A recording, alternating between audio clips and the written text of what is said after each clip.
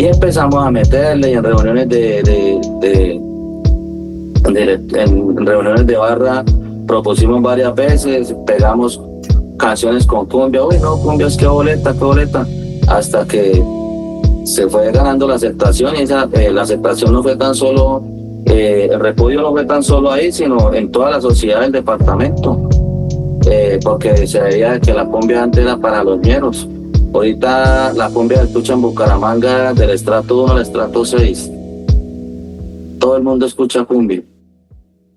Esto es Entre Barras, una serie de podcasts donde se cuentan las historias de vida de personas apasionadas al fútbol en Colombia, de cómo es y ha sido el proceso social y cultural que implica pertenecer a una barra popular, y cómo la tribuna ha construido la historia de los de abajo. Los episodios de esta segunda temporada fueron grabados en diferentes ciudades de Colombia. Pretendemos con esto ampliar las visiones que ayudan a comprender el fenómeno del barrismo en nuestro país. Nací de un romance, la luna es mi madre, mi padre es el llanto. Como soy la reina, me hace la corte un fino violín. Me enamora un piano, me sigue un saxo, oigo un clarín. Y toda la orquesta forma una fiesta en torno a mí. Desde el Caribe hasta la Patagonia, desde los Andes hasta el desierto y desde las selvas mexicanas hasta las amazónicas nos unen los ritmos latinoamericanos. Y la cumbia entró en la escena para unirse a la barra de fútbol en una eterna pasión, nombre de este episodio con el que iniciamos la segunda temporada. Conozcamos a David, de la Ciudad Bonita, de donde es el Club Atlético Bucaramanga. Conversemos entre barras. Bienvenidos y bienvenidas a Entre Barras, soy Melissa Olarte, estamos muy contentos de dar inicio a esta nueva temporada en el cual conoceremos historias de todo Colombia y le doy el paso a mi compañero co-creador y coproductor de este proyecto. Hola, soy Juan Diego Acevedo y les doy la bienvenida a esta nueva temporada, espero que les guste y que se apasionen con estos nuevos episodios que relatan historias y análisis del barrismo y el fútbol en Colombia. Le damos el paso a nuestro invitado. Bueno, buenas noches. Mi nombre es David. Soy de la ciudad de Bucaramanga, hincha del Atlético Bucaramanga. En este momento, pues, no hago parte de ninguna barra en general, pero fui uno de los fundadores de la Fortaleza Leoparda. En su época, pues, hicimos parte de la formación cultural que tuvo la barra como tal. Ahorita pues en la ciudad de Bucaramanga hay tres barras populares, que es la Fortaleza Leoparda Sur, que es la más grande y la más representativa de la ciudad. Está la Gran Familia, que se hace en la Tribuna Norte, y este semestre hay un grupo de muchachos que saben llamar la Banda Oriental, que obviamente se hacen en la Tribuna Oriental. ¿A qué voy con esto? De que pues obviamente yo no hago parte ahorita de ninguna, pero tengo amigos en las tres barras que son referentes de las tres y hice parte de las dos, de norte y sur. Ahorita pues obviamente de oriental no, porque pues me encuentro lejos. Estoy viviendo en este momento en los Estados Unidos de Norteamérica y también pues le he dado un poquito de apoyo a la gente de la Banda Oriental. La idea mía, pues obviamente como barrista, es que ojalá pues hayan sectores y barras en todas las tribunas del estadio que coreen una misma canción, que se haga una sola voz en cada partido, los 90 minutos, y eso sería algo muy bonito. Yo llegué a la Fortaleza Leoparda de 15 años, por ahí el año 2000. Me llevó mi papá. En ese entonces, pues, la barra era conformada por muchachos jóvenes. Están aproximadamente entre 15 a 20 años, por mucho 21. Fue un partido con mi papá y, pues, mi papá siempre, desde chiquito, obviamente, pues, me llevaba a otras tribunas y a los 15 años me llevó a la Tribuna Sur. Me hice al lado del bombo y el viernes ya estaba en la reunión. ¿En qué año fue eso? En el año 2000. Y esa sensación del bombo te deja algo marcado, pues porque ya el viernes estabas en la tribuna, ¿cierto? O sea, y a partir de ahí, ¿qué pasa? ¿Qué pasa con la cotidianidad de David? ¿Qué hace? ¿Cuáles eran sus amigos? ¿Cuál era su No, día a pues día? cambia todo totalmente porque primero, pues obviamente crecí viendo a mi papá ser hincha de Bucaramanga. Crecí viéndolo ver los partidos, yendo al estadio, llevándome, pero ya cuando uno tiene obviamente 15 años tiene razón de qué quiere. Él nunca entraba a Sur, por X o Y motivo no recuerdo, ese domingo entramos a la Tribuna Sur y el bombo, lo musical, las palmas, no había más instrumentos sino dos bombos y palmas. Entonces me llamó la atención. Estuve el viernes en la reunión y empecé a ir, me involucré hasta el punto donde llegué a ser uno de los referentes de la banda y empezamos a construir, obviamente, la parte representativa y la imagen de la Fortaleza Leopardo del Sur. Y bueno, ¿cómo fueron esos inicios de la barra? ¿Cuáles, como esas primeras tareas que realizaron? Bueno, en ese entonces, pues la Fortaleza, como tal, como grupo juvenil, como Barra Brava, pues no era grande. En reunión, pues íbamos aproximadamente 50, 60 personas. Y los domingos llevaba mucha gente que iba a la tribuna, cantaba, se sabía las canciones, pero que no hacían parte de la barra. Entonces nosotros, siempre cuando acababan los primeros tiempos, interactuábamos con la gente, pasábamos papelitos con fotocopias de canciones, papelitos con recortes diciéndoles dónde iba a ser la reunión, que querían hacer parte, y empezamos a hacer de pronto como un monitoreo de las mismas personas que iban los domingos para hacerlos llegar ya como tal a una reunión, y así fuimos creciendo poco a poco. Todo fue prácticamente como rústico. En ese tiempo, pues obviamente pocos celulares, redes sociales no habían. Entonces hacíamos los papelitos, fotocopias, recortábamos y pasábamos. Reunión en tal lado, reunión en tal parque, y así fuimos creciendo. David, ¿vos de qué barrio de Bucaramanga venís? Yo me he quedado de la Comuna 17, un barrio que se llama Monterredondo. Ese barrio da años con varios barrios de la Real de Minas, Mutis, Estoraque, Los Héroes, San Gerardo, barrio Bucaramanga. Pero como tal yo vivía en Monterredondo, pero me hice conocer en todo el sector, en toda la Comuna 17. Y ahí pues nació el parche, de donde empecé a liderar, y era la Comuna 17 y estábamos entre aproximadamente 150 personas. Como tal tomé el nombre de la comuna porque obviamente pues eran varios de la Comuna 17, pero ya la comuna empezó a crecer mucho, que ya habían gente de diferentes barrios de la ciudad, de diferentes sectores, de otras comunas, de otros municipios, de Florida, de Girón, de Piedecuesta. ¿Vos lográs entonces que se consolide el combo de la Comuna 17? Hay una pregunta, ¿ya son combos, son agrupaciones o cómo le nombran a la representación barrial? Lo que llaman ustedes allá en Medellín como combo, le dicen Bucaramanga es parches. Los parches. El parche de la comuna, el parche en ese tiempo pues estaba Condado, el Prado, Aneurisma, el Rocío. Esos eran como tal los parches que conformaban la barra, entre otros, pero en Bucaramanga se le llaman esparches. Y de esos, pues de ese primer momento de organización de la barra, de ese primer momento de pues de estructurar la relación con la Comuna 17, con ir al estadio, con crecer y entregarles fotocopias a las personas para que se acuerden de las canciones. ¿Cuáles son ese recuerdo que está marcado en tu memoria, que es vital para alimentar esa idea de estar en la barra, más allá de que te haya llevado tu papá? Un recuerdo como tal, no, son muchos, tantos domingos, tantos partidos y tantas vivencias.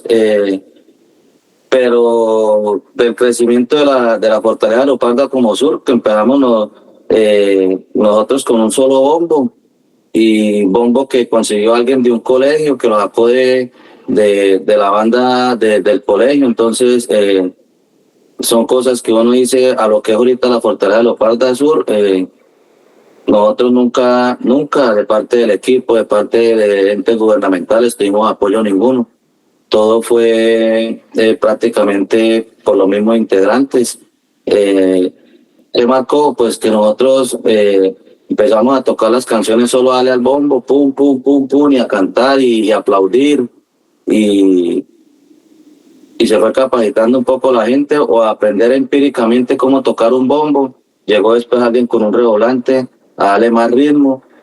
Y eso como tal marcó mucho el comienzo de la parte musical de la barra, ¿sí? Cuando eso pues no se hablaba de pronto de lo musical, sino era llevar un bombo y ya, era llevar un bombo y un redoblante.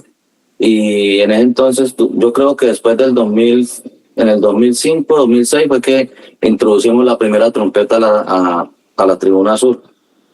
Igualmente también empíricamente que alguien la llevó y vamos a tocarla, ¿sí? Y empezamos a crecer musicalmente hasta que pues ya ahorita después hubo apoyo de la alcaldía y ya pues ya se le metió algo más profesional, algo ya más dirigido por personas que tienen el conocimiento para hacerlo. David, ¿y todas estas vivencias la viviste con alguien? ¿Te acordás de alguien que te ayudaba, que era el compinche? Huevón, mucha gente. En ese tiempo uno anda con tanta gente que de pronto decir a alguien en especial, pues sería de pronto injusto no nombrarlos a todos, sí. Pero muchas personas especiales que ahorita están todavía ahí en Navarra, como otros que ya más en parte, otros han partido. Pero todos fueron parte del proceso y crecimiento de mí en lo personal como barra y como barrista, como llevar un estilo de vida y mi papá en especial, que aunque él me llevó, él siguió yendo conmigo, que es como la persona más importante. Ya después que yo me volví un referente de la barra, ya era yo el que lo llevaba a él. Le di la alegría de ir a ver un partido de Bucaramanga en otra ciudad. Nos volvimos después más apasionados, más futboleros, y ya después empezamos a acompañar a la selección Colombia y también me dio el gusto de llevarlo a ver un partido de la selección Colombia. Entonces él es como la persona como más importante que me acompaña en el proceso y que todavía sigue vigente, todavía va. Y de esos momentos, ¿cuál es el más difícil que hayas vivido? Que estás liderando una barra, sos líder de una barra, o sea, es decir, eso conlleva muchas responsabilidades, hay muchas vidas también de por medio en esta práctica cultural. ¿Y cuál es el momento más difícil que vos digas que les tocó vivir? Nosotros, en lo deportivo, te voy a hablar del descenso, ¿sí? Pero obviamente ya no estábamos como parche, yo ya estaba retirado.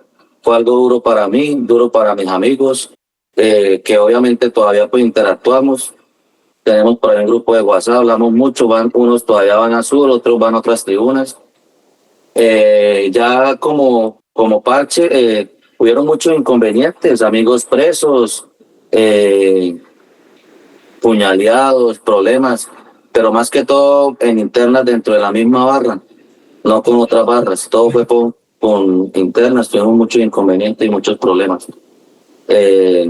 Me pareció triste porque todo eso se generó fue por envidia y fracturó de pronto algo que estábamos llevando en crecimiento.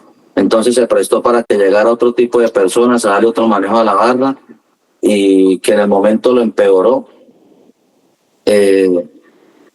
Nosotros tomamos la decisión solo de dar un paso al costado, porque pues obviamente en ese tiempo pues el parche era grande, nos sentíamos capacitados para estar de pronto en otra tribuna y decidimos irnos para la tribuna norte y ahí nació la banda norte. Empezamos con 150 personas, que era la comuna 17, y alcanzamos a ser casi 400. Es un momento triste porque obviamente la Fortaleza Leopardo Sur siempre va a ser la barra popular del equipo. Yo todavía soy Fortín, aunque salí, me considero Fortín. Hice mucho por esa barra, quiero mucho esa barra. A veces cuestiono cosas que pasan con gente que es referente allá, con allegados. Me alegra por las cosas buenas que han logrado también. Ha crecido muchísimo culturalmente. Pero en sí, todos los que hemos salido de la Fortaleza siempre llevamos algo por dentro de que uno sigue siendo allá, así no esté. Me siento allá porque le dejé bases a esa barra, construí muchos proyectos sociales. En sí, pues uno de los primeros proyectos sociales que tuvo esa barra lo inicié yo con la Fundación Juan Manuel Bermúdez Nieto en el año 2005, que tuvimos el primer encuentro nacional de barras. Yo fui el que empecé a hablar como de barrismo social en ese entonces, que nadie sabía qué era el barrismo social.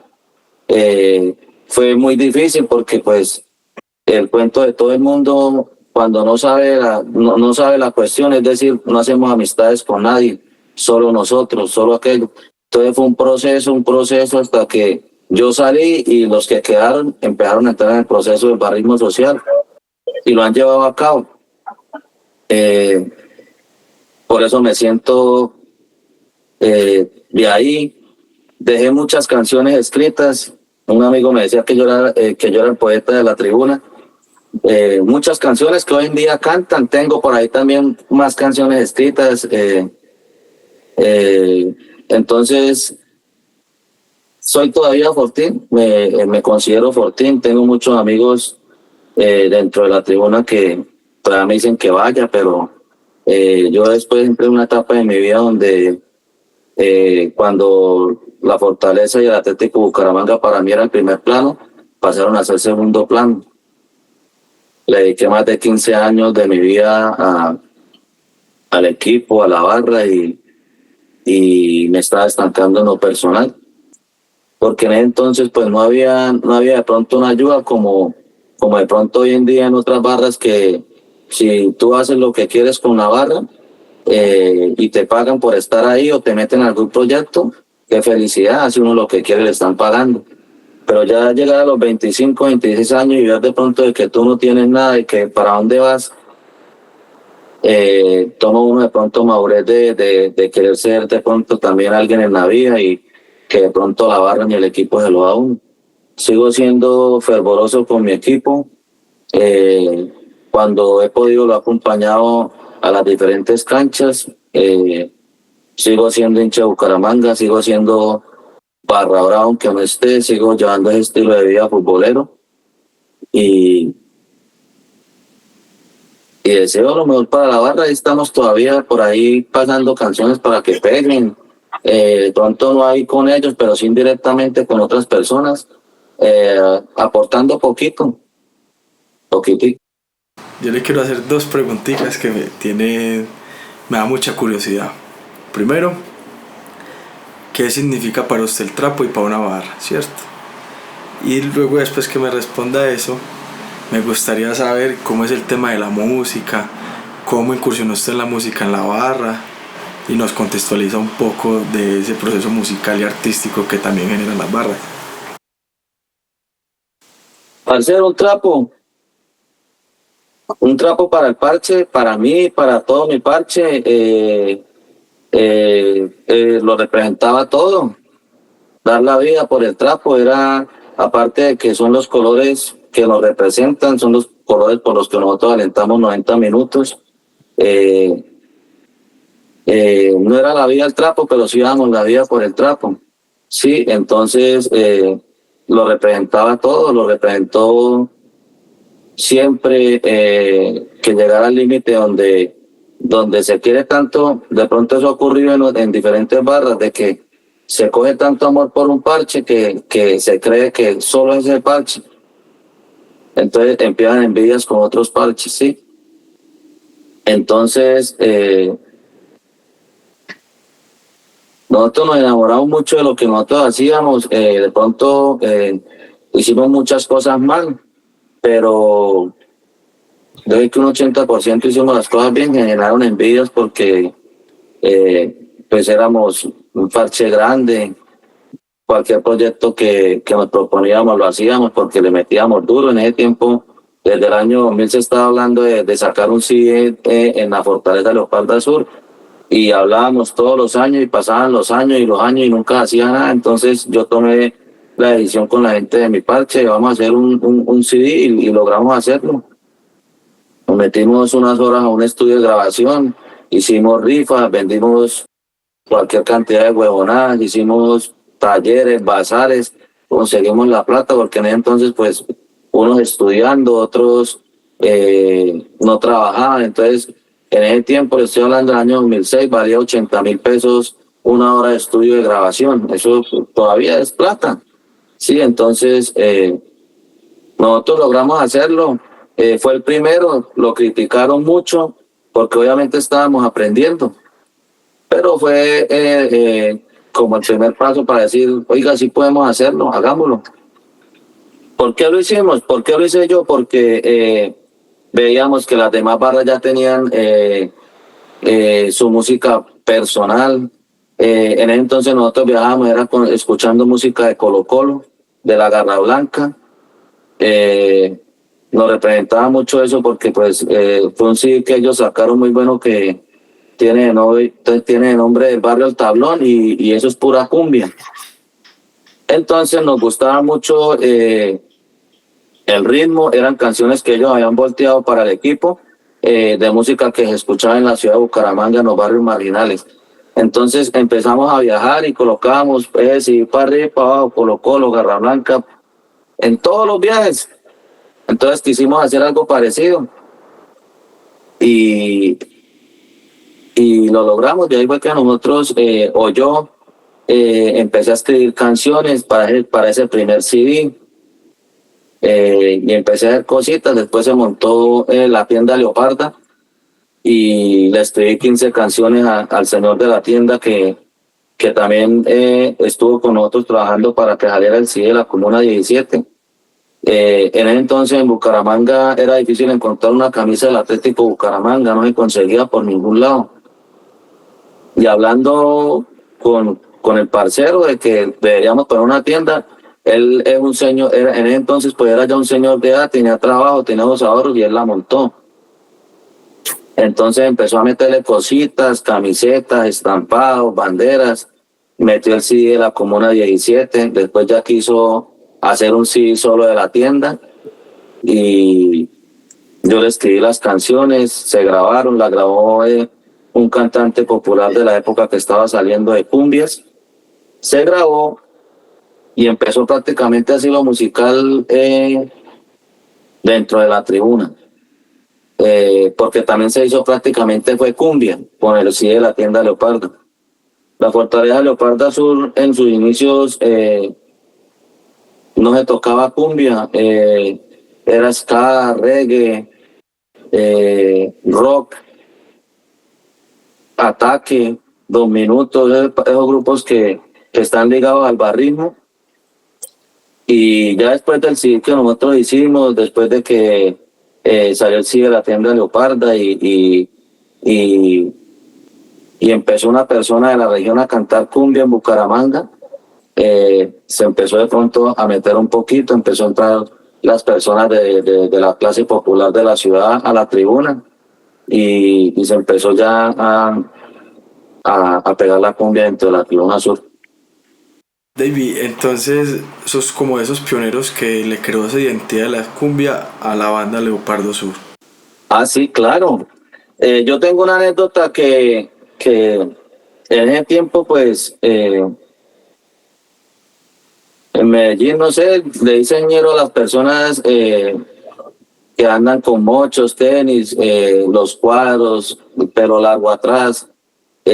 Más o menos yo era como ese tipo cuando estaba más pelado, y la barra pues era pues personas que relativamente, como se dicen, de la ciudad gomelos. Sí, fueron los que empezaron la barra, chinos que tenían dinero, que estaban en una posición económica buena, vivían en buenos barrios de la ciudad.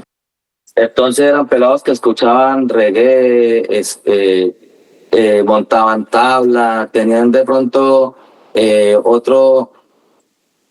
otra forma juvenil cultural que ellos de pronto no aceptaban la cumbia. Y empezamos a meterle, y en reuniones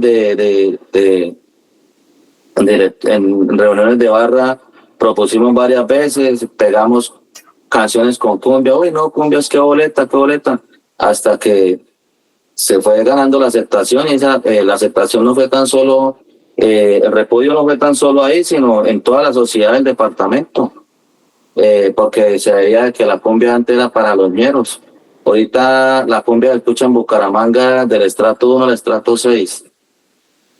Todo el mundo escucha cumbia.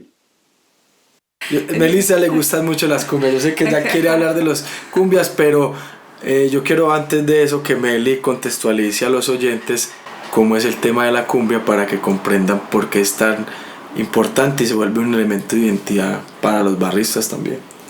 Lo que pasa es que no toca hablar de mucha historia, pero finalmente la cumbia termina siendo un sonido autóctono colombiano que migra o que en ese proceso de transculturación musical que tenemos en Latinoamérica se transforma en otros ritmos y con otras gentes. Entonces, como con la cumbia villera, que es una mezcla de sonidos colombianos pero también sonidos futboleros y musicales, y que lo adoptan en las villas argentinas, por eso se llama cumbia villera. Pero en México entonces también encontramos otro tipo de cumbia, entonces se fue expandiendo ese sonido autóctono de Colombia, y se va mezclando con los sonidos también de otros países de Latinoamérica. Y es muy importante, por ejemplo, en Colombia, porque efectivamente, como David lo cuenta, hay un rechazo inicial por parte de los barristas y de los que éramos rockeros y nos gustaba eso, y nos gustaba el metal, y hay otros gustos musicales alrededor de la barra, y la cumbia, que lo escuchaban los barristas argentinos o las barras bravas argentinas, empieza a migrar acá en Colombia y a entrar básicamente pues porque uno siempre referenció. Yo voy a la Popular hace 20 años también, y mi referencia de los cumbieros era la gente de Bucaramanga. Melissa, lo que ocurre es lo siguiente: la fama de la cumbia en Bucaramanga es, bueno, son ritmos caribeños, pero en sí los que hicieron grande la cumbia fueron los peruanos. La cumbia se desarrolló allá en Perú. Ellos que hicieron, cogieron todos esos ritmos que nosotros hacíamos acá en el Caribe y hicieron letras. De ahí nació de pronto, no sé si ustedes hayan escuchado de grupos como el Grupo Celeste, el grupo, bueno, Guinda Argentina, pero nació fue lo que es la tecnocumbia, ¿sí? Entonces, esa tecnocumbia como tal se empezó a escuchar en Bucaramanga, en la clase popular, en los barrios marginales. Prácticamente sí, la escuchaban eran los ñeros. Cuando en ese tiempo, le estoy hablando del año 2000, poca gente sabía que era la cumbia villera. Yo toda la vida en mi barrio crecimos escuchando cumbia, entonces llegaban los cassettes, alcanzamos a escuchar cassettes, después el CD, y llegaban mezclas con una que otra canción con una mezcla de una cumbia villera. Obviamente era otro ritmo. Acá nosotros estábamos acostumbrados a la tecnocumbia o a la cumbia tropical. Entonces empezamos a investigar un poco. Grupo Red, ya digamos los argentinos ya la tomaron ellos, hicieron no tan solo la cumbia villera, hicieron la cumbia santafesina. Está también Grupo Ráfaga del Perú. Entonces, fue una mezcla de todo que se empezó a escuchar acá en Bucaramanga. Y cuando ya la cumbia empezó a crecer dentro de la Fortaleza de Leopardo Azul, obviamente pues empezó a escuchar más cumbia villera. ¿Por qué? Porque en lo deportivo y en el ámbito cultural del barrista se escucha eso. Pero en Bucaramanga no es tan solo cumbia villera, hay cualquier cantidad de grupos ya de cumbia en general, de cumbia menos la mexicana, que eso allá sí no se escucha. Pero sí escuchamos Manolo, que es de Ecuador, Cielo Gris, Celeste, de allá de Medellín, allá donde ustedes, no sé, Rodolfo Aicardi, se escuchó mucho. Tienen esa referencia de Rodolfo Aicardi y Pastor López, sí, que nada más es música decembrina, ¿no? Acá, allá en Bucaramanga, qué pena, allá en Bucaramanga colocan Rodolfo Aicardi los sábados, los domingos, y la gente que llega de otras ciudades, están escuchando música de diciembre, ¿no? Es música que se escucha todo el año en Bucaramanga porque es música tropical y es la vieja guardia. Esa cumbia tropical fue la que hizo entrar la cumbia peruana a la ciudad de Bucaramanga para que se escuche, para que hoy en día Bucaramanga sea catalogada como la ciudad de la cumbia. Entonces ya fueron creciendo las otras generaciones escuchando de todo, tropical, tecnocumbia, villera y de todo un poquito, hasta que nos ha convertido en la ciudad que somos hoy, la capital de la cumbia. Ahí tenemos también a Doris Salas, a Lucho Bermúdez, que me haces acordar un poco a que Medellín discriminábamos mucho a las personas que escuchaban cumbia villera, pues incluso dentro de la barra, que Eneas, que horrible. Y ahora pues la última moda de la niña futbolera paisa de buena familia es escuchar Damas Gratis, los Pibes Chorros, o sea, cuando uno marca ser pioneros sin darse cuenta de que está abriendo espacios culturales y unas expresiones sociales que van a moldear, incluso impactar la vida de gente que uno ni se imagina. Qué pena, Melissa. En el año 2005, yo escuchaba Pala Ancha, una que otra canción, no todo el grupo, estaba apenas empezando a conocerlo. Yo pegué una canción de Pala Ancha que hoy en día, pues, dentro de la tribuna todavía se canta después de 20 años. Y mucha gente la cantaba sin saber qué canción era. Decía, qué canción tan bonita, qué canción tan bacana. Y ya después de mucho tiempo, que ya empezó a escuchar la cumbia villera, fue que, esa canción es Callejero, y qué chimba, sí, el ritmo. Una de las canciones más bonitas que tiene la barra hacia el equipo. Y la identidad mía pues siempre fue esa, cantar cumbia y pegar canciones cumbias, porque en lo personal yo no estaba de acuerdo de que todas las hinchadas siempre cantábamos lo mismo. Y hoy en día, después de más de 25 años de barrismo en Colombia, se siguen cantando las mismas canciones de hace 25 años. Vea, la gente de Cali dicen que son la hinchada de los cantos. Pegan canciones buenas, pegan merengues, pegan salsa. Yo estoy de acuerdo de eso. Colombia produce salsa. Y en ese tiempo criticaban si de pronto uno llevaba un vallenato, que puede pegar un vallenato. Todo lo que sea con amor para el equipo y que sea musical, entra, porque la música es universal. Sí. Pero en mi caso, yo empecé a meter cumbia y se me quedaron muchas canciones escritas que de pronto no pegaron. Y la única que medio entró por la letra y por lo que decía musicalmente fue la de Callejero. Y después de tiempo fue que la gente se dio cuenta que era la canción que cantaba Juanchis con Pala Ancha. David, yéndonos un poquito a otro tipo de experiencia en la barra, yo quisiera que me contaras un poco de los viajes. Pues inicialmente, ¿cómo era la organización? ¿Cuál fue la primera ciudad a la que viajaron? ¿Cómo fue esa estructura de empezar a hablar con hinchadas de otra ciudad para que pues dispusieran las boletas, como todo ese proceso? Y si nos querés contar de un viaje en específico frente que les haya tocado duro como Fortaleza Leopardo.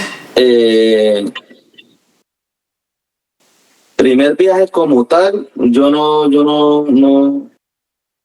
no puedo decir fue tal porque pues no lo recuerdo. De pronto cuando yo había llegado ya me han ido, pero sí de pronto puedo hablar de mis viajes, de que yo llegué como Fortaleza Leopardo Sur primero a esa ciudad con una excursión, porque la Fortaleza empezó a viajar fue por terminal. Nosotros en ese tiempo, hace 20 años, a los que viajaban por terminal, esos eran los guerreros. Los que no podían viajar en una excursión, que no caían en el bus, ya no caían en el piso, que llegaban tarde o por cuestiones laborales no podían viajar, se iban era por terminal, esos eran los guerreros. Hoy en día los guerreros son los que viajan en mula, ¿sí? Se vivía de pronto un poco más sano. Plazas duras. Para mí todas las plazas son duras. Cuando uno está de visitante, cualquier plaza se le puede complicar a uno. Hoy en día, pues, yo no soy de las personas que digo son estos, ¿no? Porque no hay que menospreciar a nadie. Tanto como en Pasto como en Cartagena le puede pasar a uno cualquier cosa, ¿sí? Entonces, yo siempre tuve el cuidado y fui muy minucioso a la hora de ir de visitante. Tuve solo un altercado en Bogotá. Una vez obviamente se nos cayó el bus, la salida, y nos fuimos solo 13 por terminal. Y nos fuimos con 4 trapos y trapos grandes. Entonces, imagínense la capital. A la salida nos atraparon. Nos dieron duro. Nos cayeron más de 150, 200 personas. Nosotros íbamos saliendo 13 y al ver la multitud que hacen, todo el mundo se esparció a correr y a cada uno cogieron por cada lado. Y, a un amigo le partieron un ladrillo en la cabeza, a otro le pegaron 2 puñaladas. Yo pues patalí, peleé hasta donde pudo, pero después me cogieron y me dieron. Cosas de Dios de que no me alcanzaron a dar cuchillo. Sí, sacaban, no me dieron. Como le digo, cosas de Dios. Iba pasando una señora, una abuelita con una niña de 13 años y fue la que hizo que todo el mundo me quitara encima, los regañaba. Y me dijo, venga para acá, mijito, y me sentó ahí en un parqueadero en la parte sur del Campín, donde está el parqueadero grande. Y la gente, entre más salía gente de Millonarios. Y yo, ¿esta señora qué? No, la señora era la del parqueadero, todos la conocían. Y la respetaban, la querían. Y esperó a que pasara un carabinero y le dijo al carabinero que me llevara. El carabinero me sacó de ahí. Ese día pues me quitaron el bolso, yo no llevaba trapo, llevaba era un buzo. Y no pasó así como a mayores, pero en Cartagena también tuvimos situaciones duras, en Barranquilla. No, han ocurrido cosas en varios viajes delicadas, ¿sí? Pero en general, todas las hinchadas, cuando uno va de visitante hay que tener cuidado en todas partes. Yo en el año 2007, no, en el año 2006, después del Encuentro Nacional de Barras que hubo en Bogotá, la gente de la Revolución Vinotinto nos quiso hacer a nosotros un recibimiento, pero se pactó fue durante el viaje. Nosotros íbamos 2 buses y alguien contactó con mi número de teléfono y me dijeron que la gente de la Revolución nos quería recibir. Entonces yo, pero ¿cómo así? ¿Por qué? No, que ellos están agradecidos porque a unos referentes que iban por carretera, unos fortines le ayudaron, entonces ellos quieren retribuirle. Entonces nosotros, pero ¿cómo así? Cuando íbamos llegando ahí al Salado, me llamó un agente, el apellido era Forero.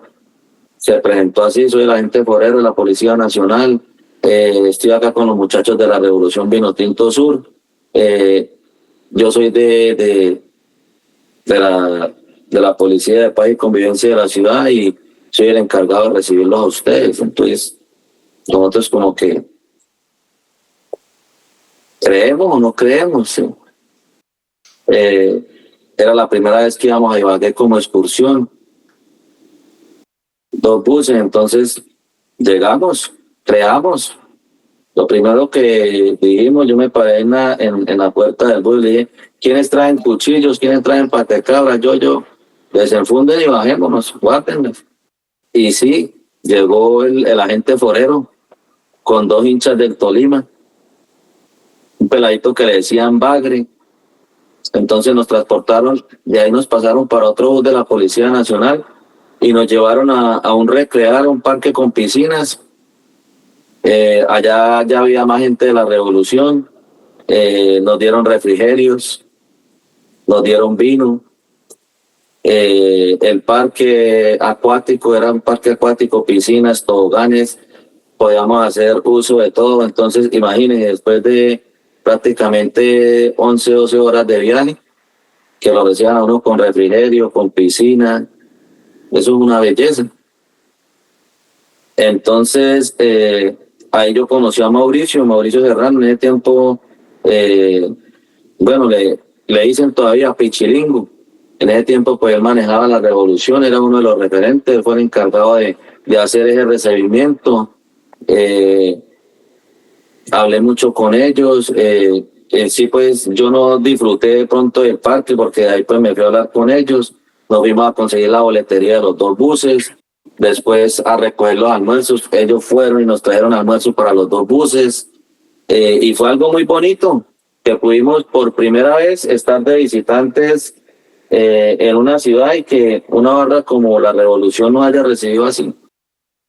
En ese tiempo ellos tenían el manejo de la boletería y cobraban como 1.500 pesos más por boleta, 2.000, no recuerdo.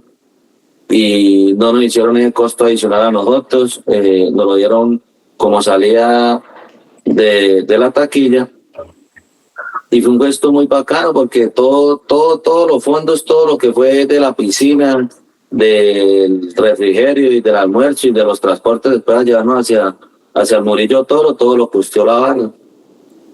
Entonces, eso fue muy criticado después de que nosotros llegamos a la ciudad de Bucaramanga.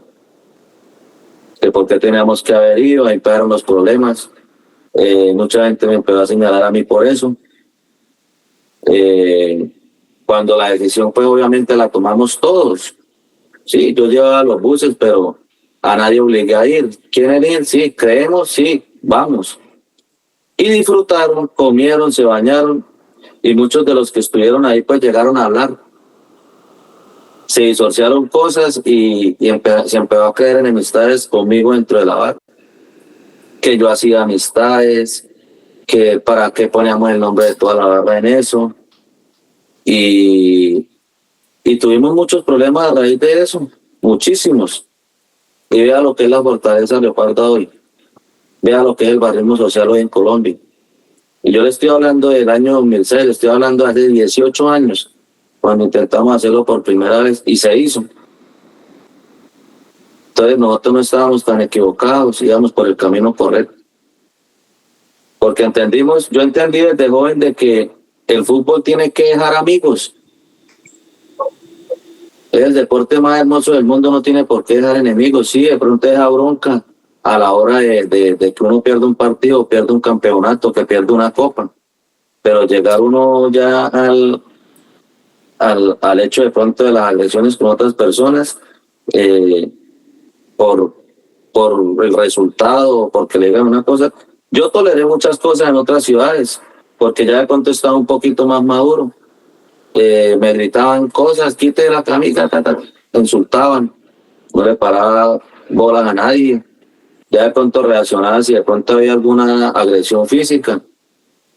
Pero lo que le comentaba a Melissa y Diego al principio es de que hechos lamentables que haya, que recuerde a la banda, pues fue que nosotros tuvimos problemas más con internas que con gente de afuera. Sí, y fue a raíz de eso, de hacer de pronto cosas buenas, de hacer cosas bonitas. Por ahí yo tengo unas fotos de ese encuentro allá en Ibagué, de gente que estuvo ahí. O sea, no hicieron las cosas mal. También pues no tan solo en Bucaramanga rechazaron eso. En Ibagué también cuando íbamos saliendo de ese partido hubo un sector de la Revolución Vinotinto que nos tiró piedra, hubo un altercado, le tocó a la policía intervenir y, y la gente no está de acuerdo de pronto con eso, con ver de pronto hinchas juntarse. Como dicen, nadie es profeta en su tierra. Yo le quería contar a los oyentes que el programa intenta tener siempre a la historia del personaje, al personaje entrevistado en presencia. Por cosas del destino, hoy nos toca de manera virtual. Yo quisiera que usted le contara a los oyentes dónde está viviendo usted en estos momentos y en qué lugar se encuentra. Bueno, yo estoy radicado hace algún tiempo en los Estados Unidos, me encuentro en el estado de Connecticut, por razones laborales. Me ha ido muy bien. La única tristeza que he tenido es que pronto no pude ver el equipo campeón en presencia, pero lo celebré y cada partido lo vimos acá full. Estuve pendiente de todos allá, de mis amigos, de mi familia. Un momento que no tiene palabras de describirlo. Lágrimas, llanto, felicidad. Estoy alentando un equipo más de 20 años y salir del país y la ilusión verlo campeón y que tú no lo puedas ver presencialmente es duro, es difícil. Y ver Bucaramanga cómo estaba patas arriba, Bucaramanga y Santander, todo el departamento. Entonces, es difícil, pero es una alegría enorme ver la gente así. Ver a los amigos que tenían en ese tiempo, de pronto cuando uno estaba ya la camisa de Nacional, ya con la camisa de Bucaramanga haciéndole fuerza al equipo, con la camisa de la América, ya con la camisa de Bucaramanga queriendo que Bucaramanga dé la vuelta. Yo en ese tiempo de los inicios de la barra, mi familia me tildaba como el vago de la familia, como el vago que la paja allá en Navarra, que la paja viajando, que con todos ñeros. Y me dio alegría y gusto ver a toda mi familia los que me decían eso, y estoy hablando de primos, tías, tíos, de todo, y yendo en familia era Bucaramanga campeón. Es una anécdota muy bonita. Mucha gente me llamó, usted merece estar acá, usted lo merece, weón, usted, marica, felicitaciones, llaman a felicitarme, y yo pues con felicidad, pero en sí lo merecen más son las personas que partieron de este mundo y no lo pudieron ver, que fueron muchas, y eso pues sí le robó un poquito el corazón, pero ahí vamos, con el amor todavía incondicional hacia el equipo, con el amor hacia la ciudad, con el amor hacia la barra, de que hagan las cosas bien, de que encaminen a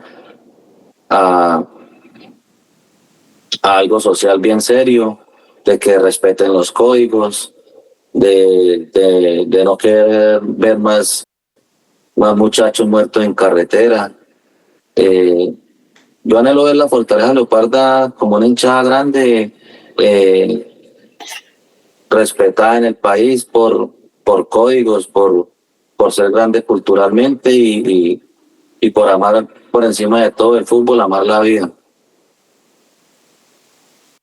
David, muchas gracias por tu relato, por el tiempo que te tomas y las reflexiones tan profundas que nos haces.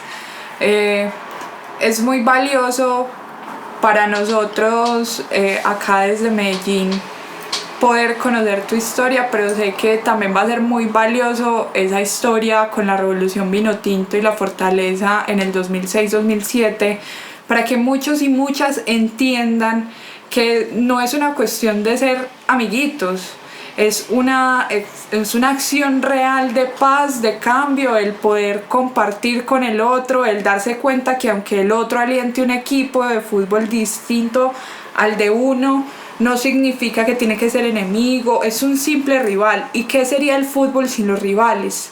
¿Qué sería el fútbol sin el equipo del frente? Muchas gracias.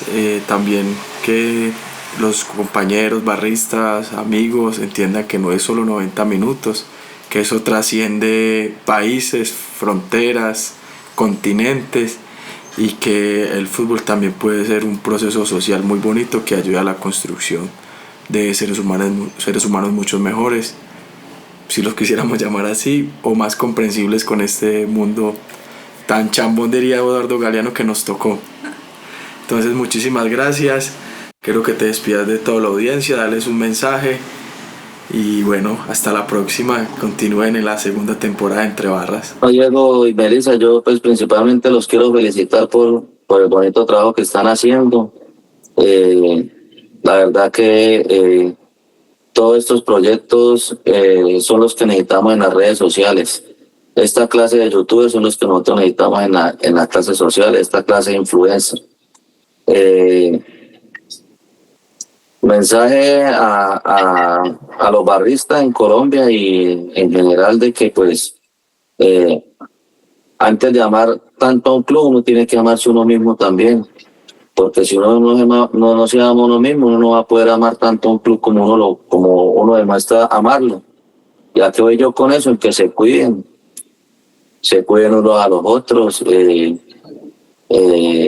no lleven de pronto tanto la pasión al extremo, vivan el fútbol en paz, porque a todos nos esperan en casa y todos queremos ver siempre el equipo campeón, ganar copas. Y si nos comportamos de la forma como hoy en día muchos están comportando y los referentes permiten que esos comportamientos dentro de la barra, vamos a lograr el degeneramiento del barrismo en Colombia. Entonces ya el barrismo Colombia va a cumplir casi 30 años y ya estamos con la madurez de que no vivamos tragedias como en los años del 2000 al 2006 se vivieron en Colombia. Entonces los invito a que sigan con esos proyectos sociales, de que vivan el fútbol en paz y que tengan a Dios en el corazón ante todo. David, muchas gracias por conversar Entre Barras. Que tengas una feliz noche. Hasta luego. La música, expresión, acompañante e inspiración de las barras populares en Colombia ha sido la excusa perfecta para que los y las integrantes de estas organizaciones desborden su creatividad en la pasión por alentar su equipo de fútbol, como lo relató la historia de David. Entre Barras es producida y dirigida por Laura Meli Solarte y Juan Diego Acevedo. Edición y musicalización, Valentino Campo Lozano, con el apoyo del Ministerio de las Culturas, las Artes y los Saberes.